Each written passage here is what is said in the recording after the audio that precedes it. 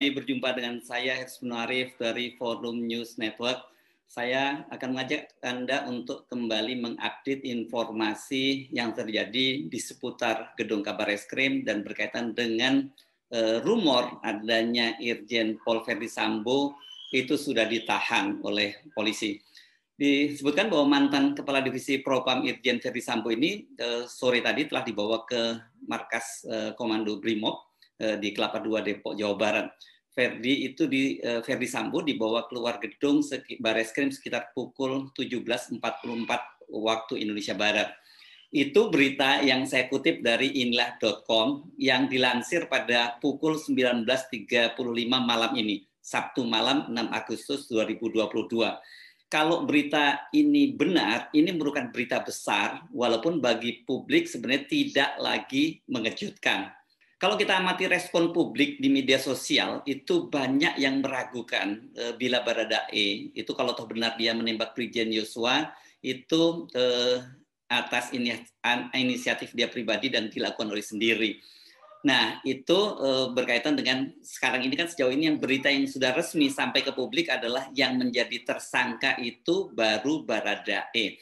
Namun berita yang disampaikan oleh ini ya tadi tentu saja tidak boleh kita kesampingkan saja karena inilah itu mengutip sumbernya itu dari kepolisian meskipun sumbernya bersifat anonim. Ini saya kira berkaitan dengan kode etik dia untuk melindungi sumber medianya ya. Jadi sumber boleh tidak disebutkan. Media boleh tidak menyebutkan sumbernya selama dia meyakini itu kredibel. Yang ini disebut namanya hak tolak ya, hak tolak untuk menyebutkan narasumbernya. Tetapi saya mencoba mencari di media-media lain sampai sekarang belum ada yang memberitakan. Saya membaca di detik.com misalnya memang disebutkan bahwa pasukan Brimob telah meninggalkan gedung Bareskrim itu pada pukul 17.46 ya, 17.46 WIB. Ini selisih 2 menit dari berita yang disampaikan oleh inilah.com. Itu mereka bertahan di Bareskrim, gedung Bareskrim selama 6 jam. Banyak yang bertanya-tanya pada waktu ada apa kok sampai pasukan Brimob dengan kendaraan taktis dikerahkan ke gedung Bareskrim. Kepala Divisi Humas Polri, Irjen Pol Dedi Prasetyo, waktu itu dia hanya kepada media dia menyatakan hanya tunggu update dari tim sus. Tapi kemudian ada penjelasan yang datangnya dari Direktur Tindak Pidana Umum Bareskrim, Brigjen Andirian Jayadi, yang dia akhirnya menjelaskan bahwa kedatangan pasukan Brimob itu atas permintaan langsung dari Kepala Badan Reserse Kriminal atau Bareskrim Polri, Komisaris Jenderal Agus Andrianto. Katanya untuk pengamanan. Nah ini yang kemudian menimbulkan pertanyaan untuk pengamanan apa gitu ya.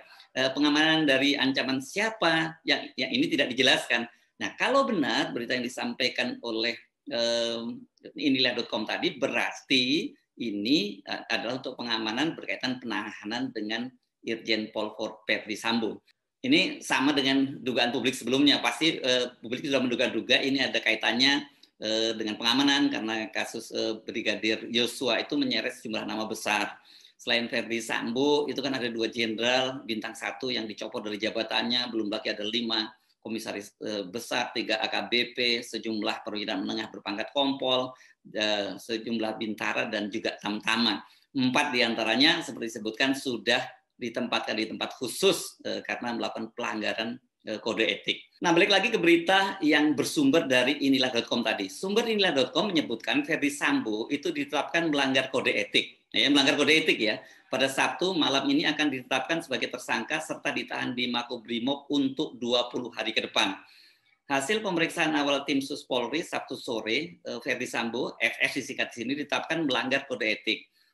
Malam ini akan ditetapkan tersangka dan ditahan di Makobrimob untuk 20 hari ke depan. Itu kata sumber inilah.com. Verdi Sambo hari ini menjalani pemeriksaan oleh Riksus tim Irwasu Mabes Polri di Bareskrim sebagai tindak lanjut pengusutan perkara tewasnya Brigadir J di rumah Verdi Sambo beberapa waktu lalu.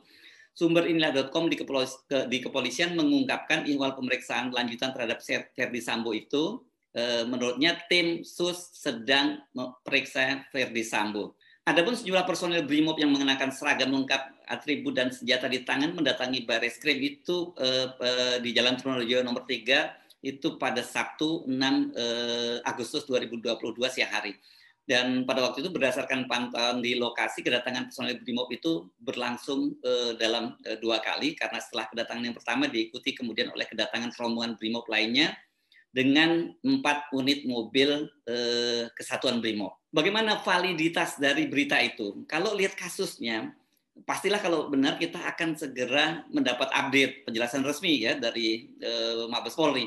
Kita tunggu malam ini, apakah akan ada penjelasan resmi dari Kapolri atau tim sus di bawah Wakapolri. Kita ingat ketika mengumumkan adanya 25 orang yang ditindak karena melakukan pelanggaran kode etik, pada waktu itu yang menyampaikan penjelasan langsung, termasuk kemudian juga mutasi-mutasi, pergantian dan pencopotan jabatan dari Ferdi Sambo itu langsung disampaikan oleh Kapolri dan didampingi oleh stafnya lengkap, ada Wakapolri, ada Irwasum, dan ada Kabar Reskrim. Nah, sampai saya bacakan ini berita, itu belum ada penjelasan resmi. Kita masih harus menggolongkan ini sebagai rumor atau spekulasi. Tapi menurut saya jangan diabaikan atau diremehkan informasi berupa bocoran dari sumber inilah.com itu. Selama ini spekulasi berupa bocoran seputar kasus Brigadir Yosua ini kan mulai menunjukkan fakta-fakta sesungguhnya.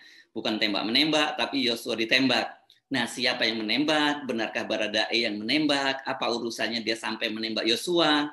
Apakah itu merupakan inisiatif pribadi atau ada yang menyuruhnya? Ini kan banyak sekali kontradiksi dan juga skenario yang disampaikan oleh polisi sebelumnya banyak bolongnya ya. Tapi kalau lihat pasalnya, sekali lagi kalau pasal yang diterapkan Baradae sebagai tersangka, sekarang tersangka resmi yang baru diumumkan, itu kan pasalnya adalah pasal 338 dan junto pasal 55 dan 56 KUHP, ini pembunuhan dengan penyertaan. Jadi memang bukan Baradae sendirian dalam peristiwa ini. Atau ini jangan-jangan ini ada perkembangan lain bahwa spekulasi publik bahwa dia hanya tumbal itu benar adanya. Saya Harsun Arif dari Forum News Network. Sampai jumpa lagi. Wassalamualaikum warahmatullahi wabarakatuh.